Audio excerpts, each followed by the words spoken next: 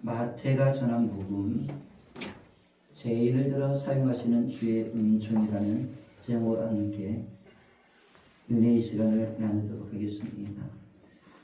예수님이 공생애를 시작할 당시에 유대 민족들에게 가장 욕을 먹고 그리고 또 가장 천대를 받고 가장 혐오를 받는 직업이 있었습니다.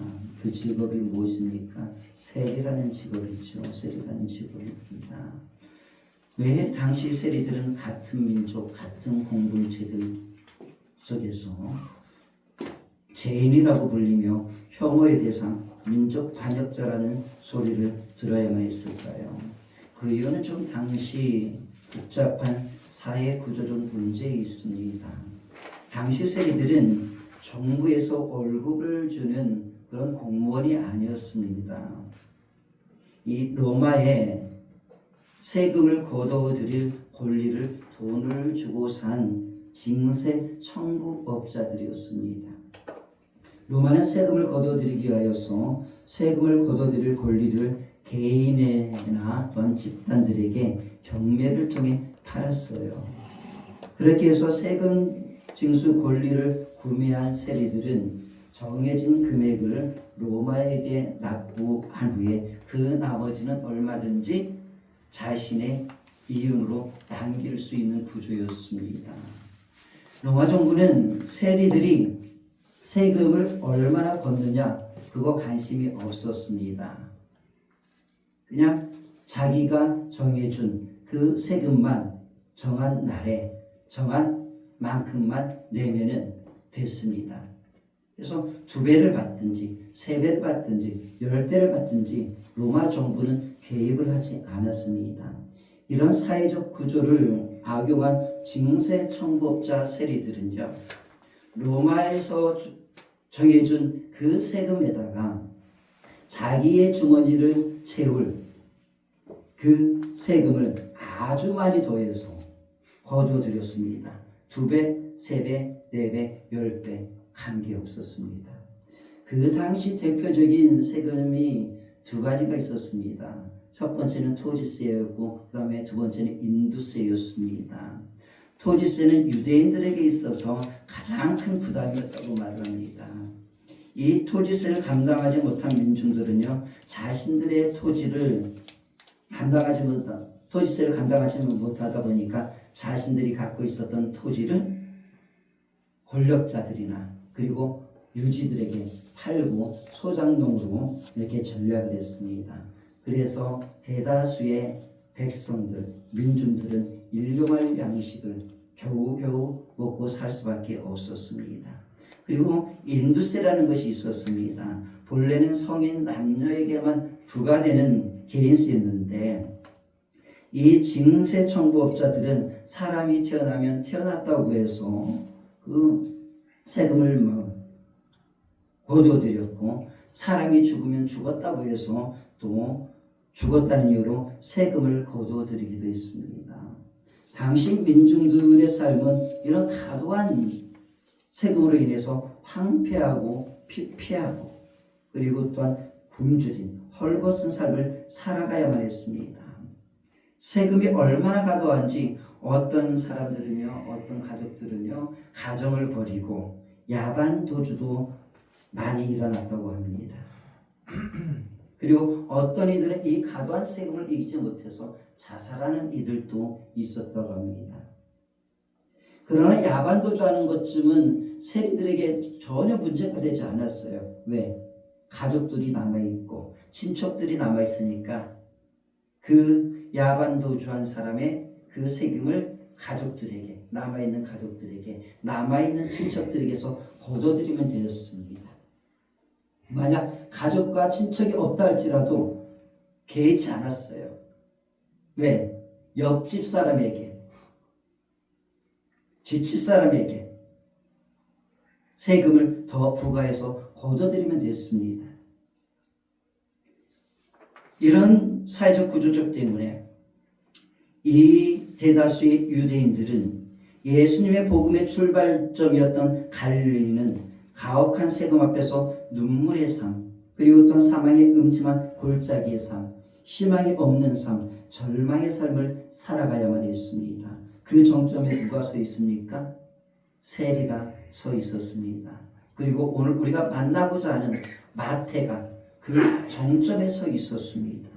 민중들이 배고픔 속에서 어기질 때마다, 그리고 피폐해져가면 피폐해져갈수록 세리들의 집에서 먹는 반찬 가짓수는 늘어났고, 그리고 또한 더 고급스러워졌습니다.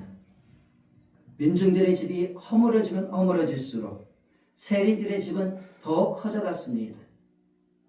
민중들의 옷이 낡아지면 낡아질수록 세리들의 옷은 더 고급스러워져 갔습니다. 민중들이 눈물을 흘리면 눈물을 흘릴수록 세리들은 잔치를 벌이면서 아하호 깔깔대면서 웃었습니다. 그러니 세리들을 누가 좋아하겠습니까? 누가 반기겠습니까? 어느 누구 하나 세리들을 사람 취급하지 않았습니다. 로마의 개라고 말하고 죄인이라고 불렀습니다. 세리들은요, 붓 하나 들고 세금 장부 하나 들고 온 마을과 집들을 돌아다니면서 세금을 뜯어냈습니다.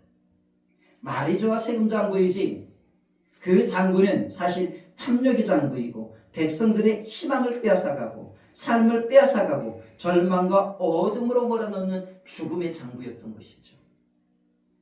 당시 세리들은 유대 민족들에게는 불행한 소식, 나쁜 소식만 전해다주는, 삶의 절망을 가져다주는 악한 이들이었습니다.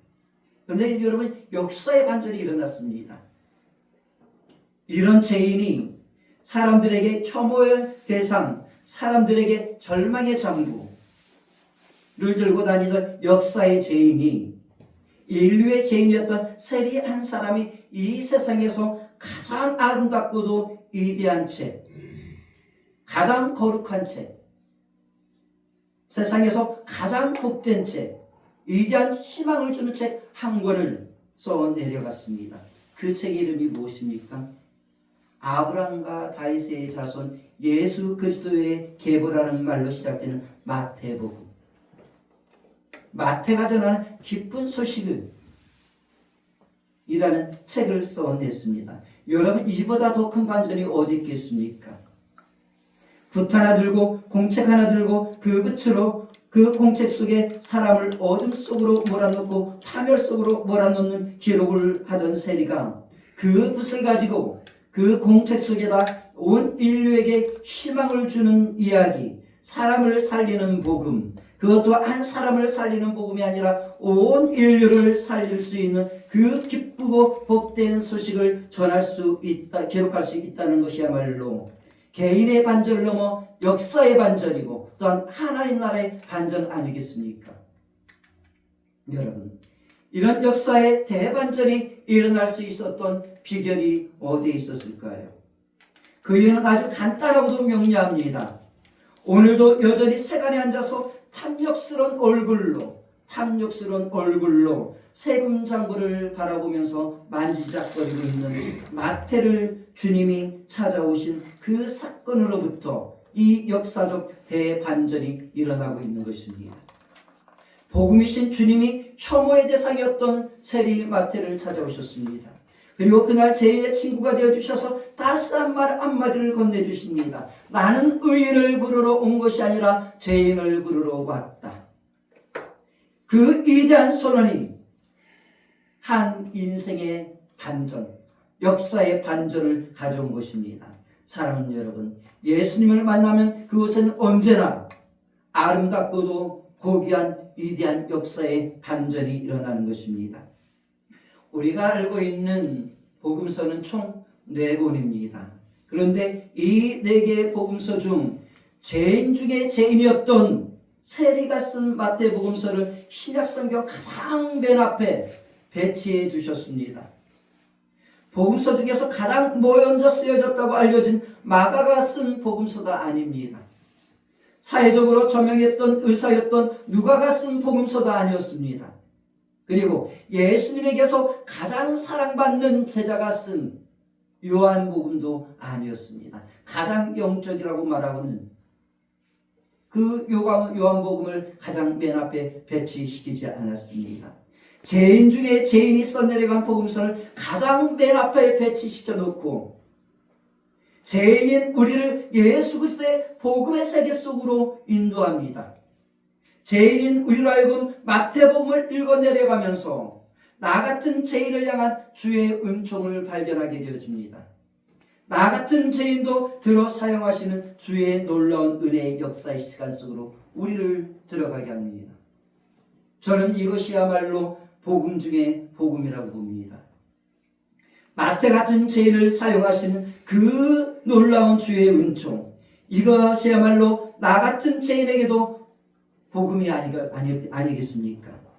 세리 마태 같은 죄인도 복음을 써내려갈 수 있다고 한다면 나 같은 죄인도 복음의 이야기를 이 시대 속에서 써내려갈 수 있다는 것이야말로 은혜 중에 은혜, 복음 중에 복음 아니겠습니까?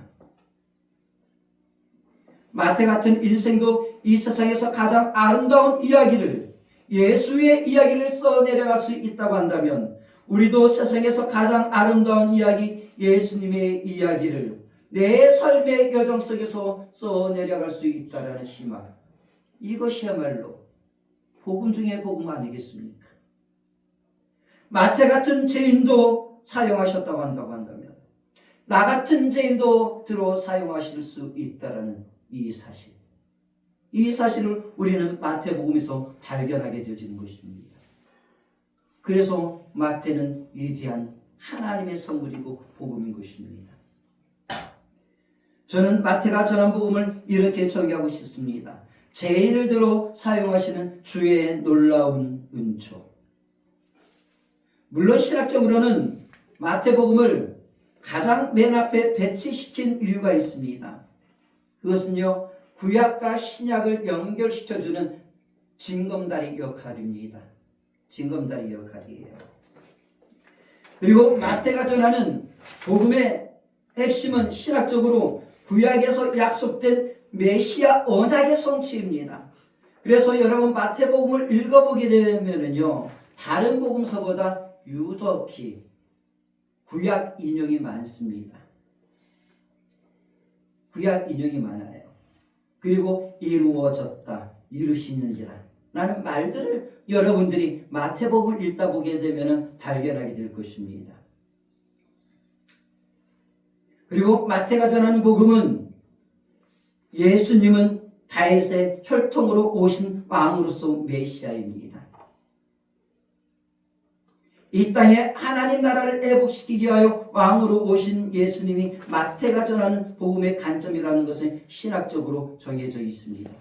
그러나 저는 죄인이었던 마태가 말하고자 하는 진정한 복음은 오늘 우리가 읽은 본문에 나타난 나는 의인을 부르러 온 것이 아니라 죄인을 부르러 왔노라, 이 말씀이라고 봅니다. 이것이 마태를 향한 복음이고 오늘 나를 향한, 그리고 오늘 이 시대의 죄인들을 향한 진정한 복음이 아닐까요? 죄인인 나를 찾아오시는 예수님, 죄인인 나를 변화하시는 예수님, 죄인인 나를 그분의 거룩한 시간 속으로, 천국의 시간 속으로 초청하시는 예수님, 그래서 복음을 써내려가는 인생으로 사용하시는 예수님, 이것이야말로 복음 중에 복음인 것입니다. 여러분, 어느 선생이 죄인 중에 죄인, 혐오의 대상 세리를 제자로 받아주는 선생이 있었겠습니까? 그런데 예수님은 정말 획기적으로, 파격적으로 세리 마태를 제자로 받아주신 것입니다. 이 얼마나 놀라운 주의 은총, 주의 은혜입니까? 이 얼마나 놀라운 역사적 사건입니까? 이 놀라운 은혜, 이 놀라운 복음의 은총이 오늘 우리에게도 똑같이 일어났습니다. 2000년 전에 그 역사가, 그 사건이, 놀라운 은총이 우리의 삶의 역사에도 그대로 흘러 들어왔습니다. 여러분, 세상에 어떤 사람이 잿덩어리인 사람을, 나 같은 사람을 양자로 삼아 주시겠습니까? 그런데 하나님은 나 같은 죄인을 그분의 아들로, 양자로 그분의 족보에 기록해 두셨습니다. 여러분, 마태복음을 보게 되면 족보가 나와 있습니다. 여러분, 그 족보가 어디서 끝이 납니까? 예수 그리스도에게서 끝이 나죠.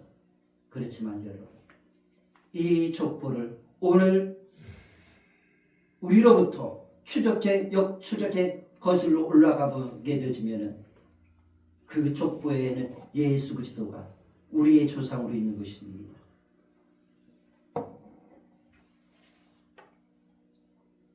나 같은 죄인을 하나님 나라의 족보 속에, 하나님의 아들의 족보 속에 기록해 두시고,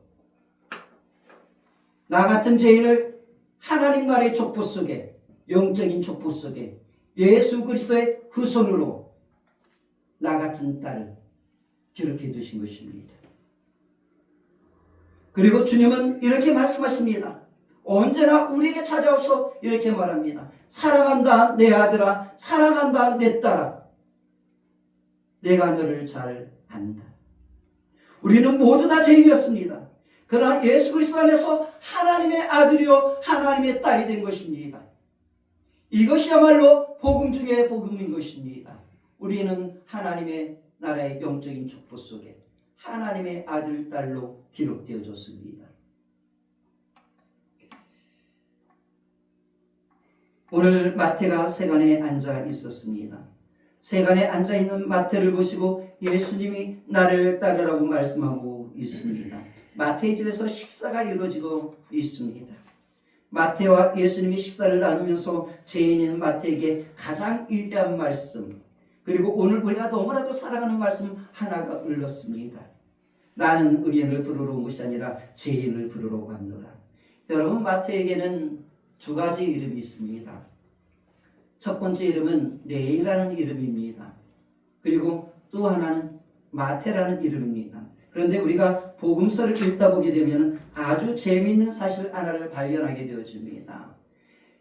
마태를 부르는 이 사건을요, 마태뿐만 아니라 마가와 누가도 기록을 하고 있는데요. 이 마태와 마가 누가가 같이 기록을 하고 있는데, 마가와 누가가 이 마태를 부르는 장면이 좀 약간 다른 장면이 있습니다. 한번 읽어보도록 하겠습니다. 같이 한번 읽어보도록 할까요? 그리고 읽어보고 뭐가 틀릴까 한번 생각해 보시기 바랍니다.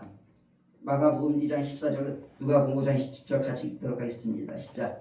또 지나가시다가 알페오의 아들 레위가 세간에 앉아있는 것을 보시고 그에게 이르시되 나를 따르라 하시니 일어나 따르니라.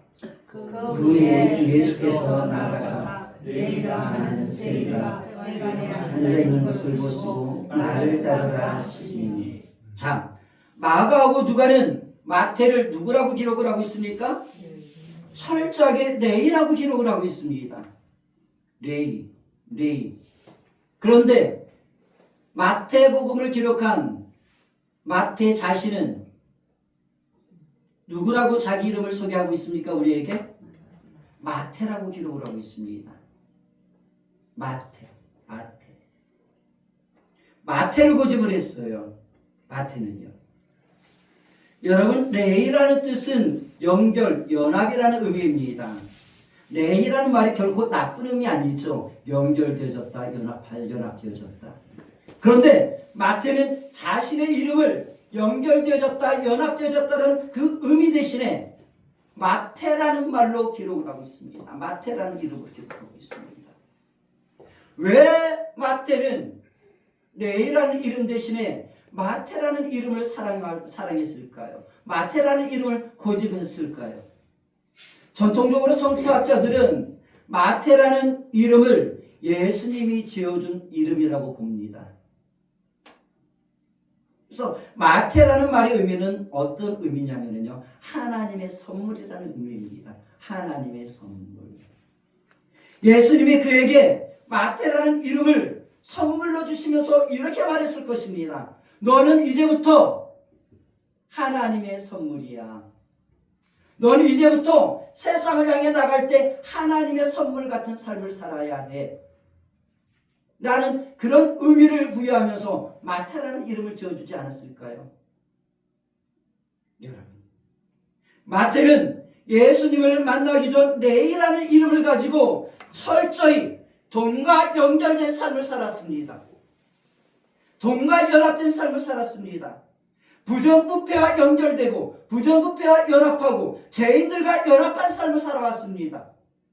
그는 예수님을 만나기 전 절대로 선물이 아니었습니다. 예수님을 만나기 전 그는 한마디로 말해서 폭탄 같은 존재였습니다. 세금 폭탄. 세금 장부를 손에 들고 다니면서 사람들에게 절망이라는 폭탄을 안겨주었습니다. 파멸하는 폭탄을 안겨주면서 살았었습니다. 많은 유대인들이, 갈릴리 사람들이, 가버나움 사람들이 세리 마태가 안겨주는 그 세금 폭탄을 끌어안고 절망했고, 그리고 또한 피폐해졌습니다. 죽어갔습니다. 그러나 예수님을 만난 뒤 그는 이제 죄와 연결된 삶을 철저하게 끌어냅니다.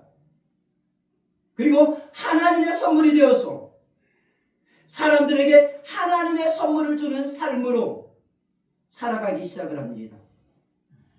예수님의 제자가 된 그의 손에는 부타나 공책이 들려 있었을 것입니다. 기록에 의하면요, 세리들은요 속기 능력이 아주 좋았다고 합니다. 그래서 세금 장부를 적는 습관이 그들의 몸에 배어 있었대요. 그래서 기록을 아주 잘했다고 합니다. 그러니까 세리였던 마태도 기록을 잘했을까요? 못했을까요? 기록의 천재였을 것입니다. 기록을 정말 잘했을 거예요. 아주 꼼꼼하게. 여러분, 평소에 기록이 습관이 되어져 있었던 마태는 예수님의 제자가 된 순간에 세금장부를 던져버리고 세금장부 적는 일을 멈춰버리고 이제는 부타나 공책 하나 들고 다니면서 예수님이 그날 하셨던 그 이야기들을, 그리고 그날 하셨던 그 사랑의 삶의 행적들을 일기 쓰듯이 적어 내려갔을 것입니다. 그리고 주님이 십자가에 달려 돌아가신 사건과 승천을 보고 난 뒤 예수님의 마지막 지상명령을 적어내고 온 천하에 다니면서 만민에게 복음을 전하라는 이 글을 쓰고, 그도 역시 예수님의 명령을 따라서 온 천하를 다니면서 복음을 전하면서 열방 가운데 들어갔을 것입니다. 열방 가운데서 복음을 전하는 그에게 한 가지 슬프고도 기쁜 소식이 들려왔을 것입니다. 젊은 날 주님과 함께 3년 6개월 동안 함께 걸어가며 주님과 아름다운 추억을 쌓았던 사랑하는 친구들이, 복음의 파트너들이, 내 친구들이 순교를 당하고 주님의 품으로 가고 있다라는 소식들이 들려져 왔을 것입니다. 그런 소식을 들을 때 그에게 하나의 영감이, 성령의 감동이 물밀듯이 밀려들어왔을 것입니다. 더 늦기 전에 주님께서 너에게 보여주셨던 그 놀라운 은총을 기록해 두어라 라는 그 음성을, 그 성령의 감동하심을 그가 들었을 것입니다. 그리고 그 성령의 감동하심 가운데 다시 한번 붓을 들고 공책을 들고 이 마태복음, 주의 놀라운 은총, 죄인을 들어 사용하시는 주의 놀라운 은총이 담겨있는 이 마태복음을 기록해 나갔습니다. 그리고 그는 세상에서 가장 위대한 선물, 마태복음, 세상에서 가장 위대한 선물, 우리 주 예수 그리스도의 복음을 우리에게 선물로 주고 온 인류에게 남기고, 그의 나이가 몇인지 모르지만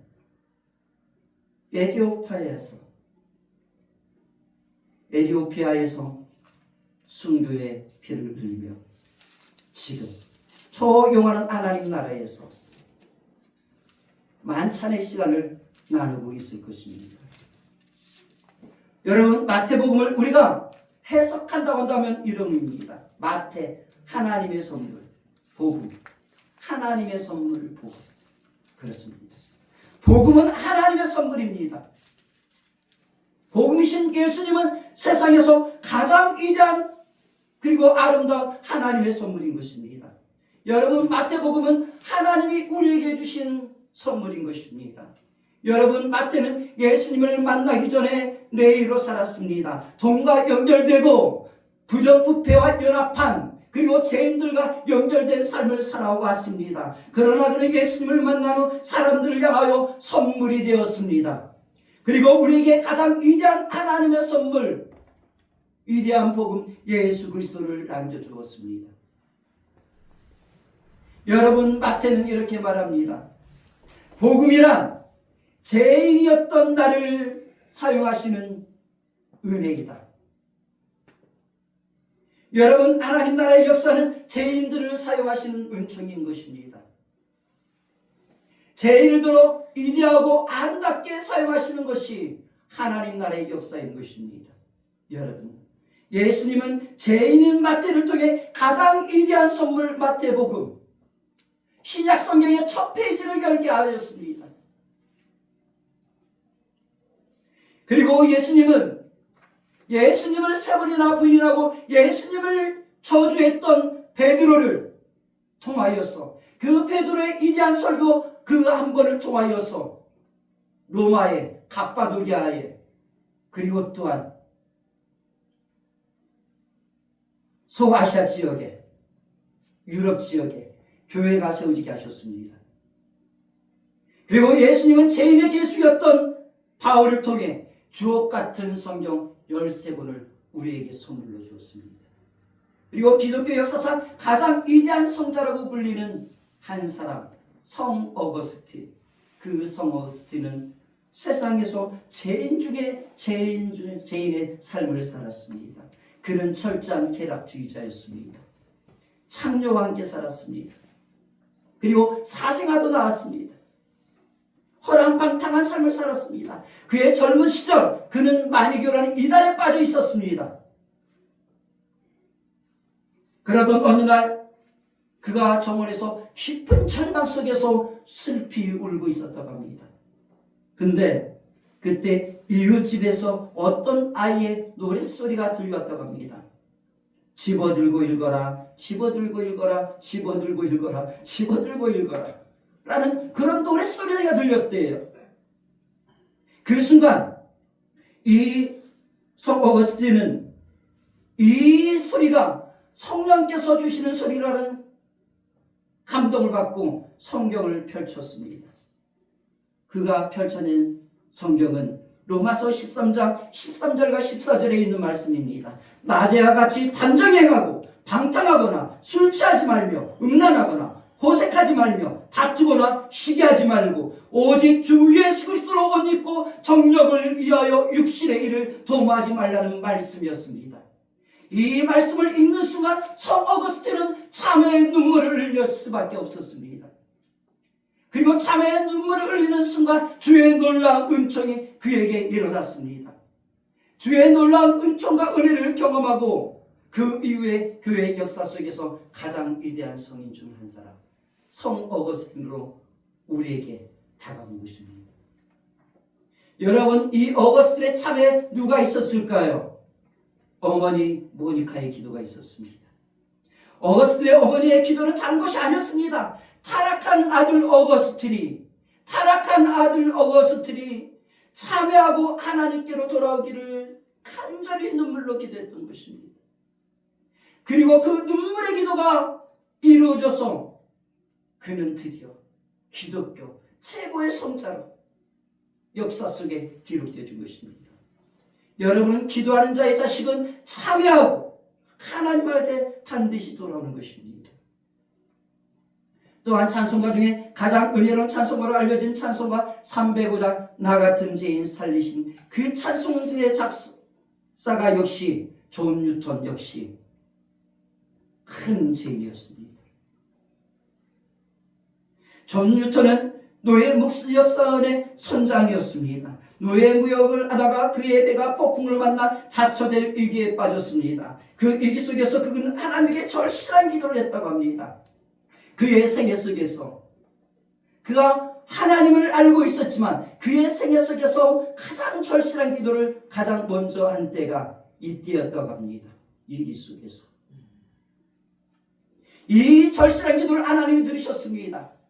그리고 그 절실한 기도를 하나님께서 들으시고 무사히 그 배가 귀선을 했습니다.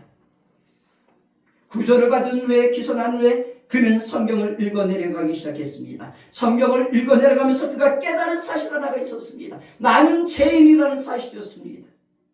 나는 죄인이다. 죄인임을 깨닫고 그는 드디어 복음 전도자의 길에 헌신하게 되어집니다. 그리고 그는 자신이 의긴 노예 무역으로 삶을 살았던 것이 죄였다는 것을 깨닫고 깊이 회개하면서 자신에게 은총을 나눠주셨던 용서하신 그 은혜에 감사함을 마음을 가지고 한 편의 시를 써내려갑니다. 그 시가 우리가 너무나 사랑하는 찬송가 305장 나 같은 죄인 살리신 주 은혜 놀라워 잃었던 생명 찾았고 강명을 얻었네. 큰 죄악에서 건지신 주 은혜 고마워 나 처음 믿은 그 시간 귀하고 귀하다. 여러분 죄인이었던 존 뉴턴이 찬송한 이 찬송가는 가장 위대한 찬송가로 불려지고 있습니다. 그리고 가장 사랑받는 찬송가입니다. 그리고 많은 죄인들이 이 찬송을 부르면서 아버지께로 하나님께로 돌아오는 놀라운 역사가 일어났습니다. 여러분 마태가 말하는 복음은 나 같은 죄인을 들어 사용하시는 주의 놀라운 은총입니다. 여러분 우리는 모두 마태 같은 죄인이었습니다. 베드로같이 예수님을 부인하는 죄인이었습니다. 우리는 바울처럼 예수님을 믿는 사람들을 핍박하는 핍박자의 삶을 살아왔습니다. 우리는 모두 어거스틴처럼 방탕한 삶을 살아왔습니다. 나 같은 죄인 살리신 작사가 존 뉴턴처럼 하나님의 형상이었던 사람들을 모멸하고 멸시하고 비하하면서 삶을 살아왔던 죄인들이었습니다. 그러나 주님은 말씀하십니다. 나는 의인을 부르러 온 것이 아니라 죄인을 부르러 왔노라 말씀하시며 우리에게 다가오셨습니다. 그리고 나 같은 죄인을 친구로 삼아주시고 나 같은 죄인을 살려주셨습니다. 나 같은 죄인을 하나님의 자녀 삼아주셨습니다. 나 같은 죄인을 하나님의 선물 삼아주셨습니다. 이것이 복음 아니고 무엇이겠습니까? 이제 우리는 예수 그리스도 안에서 복음의 삶을 살아가고 있습니다. 이 모든 것이 오직 주님의 놀라운 은총인 것입니다. 그렇다고 한다면 이제 우리가 살아야 할 삶이 남아있지 않겠습니까? 역사의 죄인이고 인류에게 절망이었던 마태가 이제 누군가에게 하나님의 선물이 된 것처럼 우리도 누군가에게 하나님의 선물이 되어서 다가가야 하지 않겠습니까? 인류에게 절망을 주었던 마태가 변하여서 온 인류에게 희망을 주었던 것처럼 우리도 누군가에게 희망을 주는 삶을 살아야 하지 않겠습니까? 인생을 향하여 어둠의 장부를 기록했던 그 손으로 가장 복된 소식을 기록하고 남긴 것처럼 우리도 이제 누군가의 가슴 속에 복음이신 예수 그리스도를 새겨 넣어야 하지 않겠습니까? 우리가 예수 그리스도의 사랑의 은총으로 은혜로 삶을 살았다고 합니다. 우리가 은혜의 통로, 세상에서 가장 기쁜 소식을 전하는 복음의 통로가 되어야 하지 않겠습니까?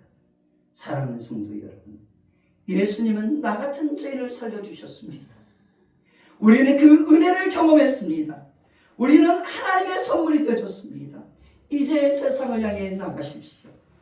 죄인이었던 마태가 우리에게 가장 위대한 선물 예수 그리스도를 남기고 떠나갔던 것처럼 우리도 세상을 향해 나가서 세상에서 가장 위대한 하나님의 선물이신 예수 그리스도를 선물로 주는 삶을 살아가시기를 우리의 위대한 선물 우리 주 예수 그리스도 이름으로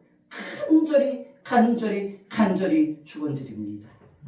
아멘. 우리 이 시간 별다리 기도를 드리기를 원합니다. 우리가 이 시간 별다리 기도를 드리기 원할 때 오늘 우리 마태를 만났습니다. 마태는 말합니다. 나 같은 죄인 살리신 그 은혜가 얼마나